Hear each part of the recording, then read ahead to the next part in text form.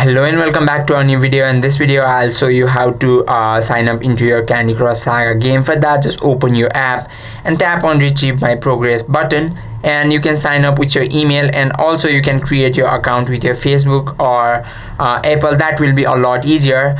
Simply tap on that and tap on continue button, and you'll have to log into your Facebook on a website, and that is how you can create an account from there. But if you want to sign up with your email, tap on that and you need to enter your email over here, and now you have to create a password, and you have to create a password, and after that create a king account, and they will ask you if you want to get emails about games and offers. Simply choose one of them, and they have sent you verification code on your email. Just go check it out and tap on yes, it is mine, and that is how you can verify your Candy Crush account.